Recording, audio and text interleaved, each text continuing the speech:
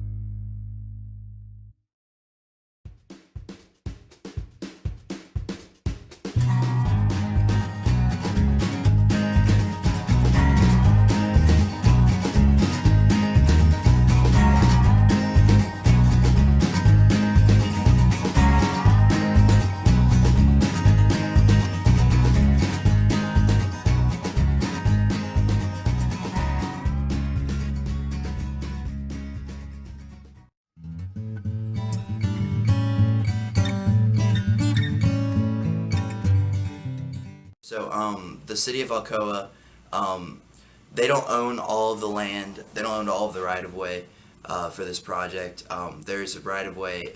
There's a property that was bought by an apartment complex, kind of without the city of Alcoa really knowing about it. This project's been in the works for a while, and so this apartment complex bought this property, and it's kind of right in the middle of where we wanted to put our road. And so we had to get creative with the horizontal geometry of the road. We had to make some more, we had to put in some curves, horizontal curves to kind of go around it. Um, and that definitely affected like I said, the horizontal geometry, probably the speed limit of what we were able to design. So that was probably in the beginning, and mostly through the whole design process, was going around that apartment complex and then having it tie back in to Louisville Road where we wanted to tie it back in.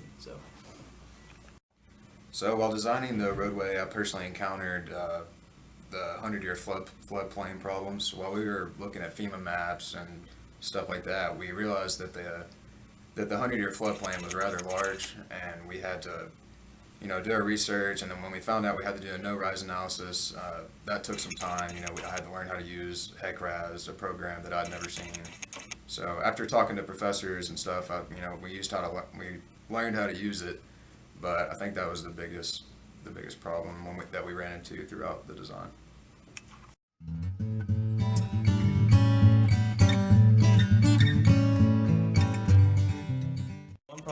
One possible outcome for our client obviously is just the more direct route for all of the residents in the area. I mean, it'd probably knock 5-10 minutes off of their drive home, not having to go through that extra loop, like dealing with all the extra red lights, the traffic on Alcoa Highway. Plus, for our actual clients, Terry and Shane, and the city of Alcoa, we've basically kind of outlined a project for them. I know they won't be able to actually use our project, but I mean, everything, all the research we've done is there, everything they have kind of in front of them, and they can, I guess, just build off of it and put it all into an actual project that would be usable.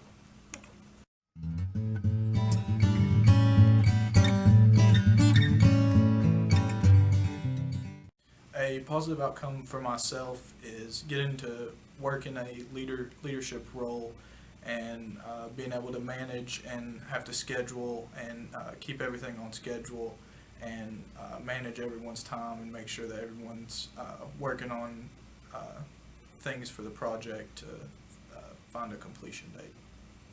The biggest positive outcome that I personally received was just the teamwork experience.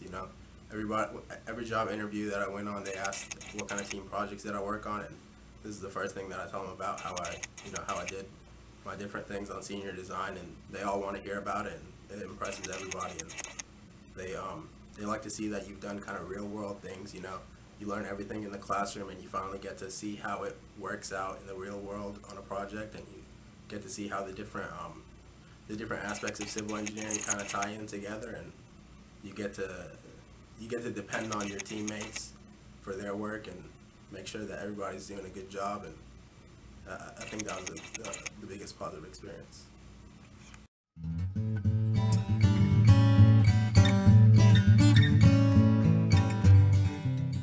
A piece of advice for a future senior would definitely be to conduct yourself in a professional manner, because not only are places that you go and apply for going to ask about your senior design project, the clients that you're working with work in the field where you're going to be working, so they're going to remember who you are and the kind of work ethic and things that you brought to the table in the class.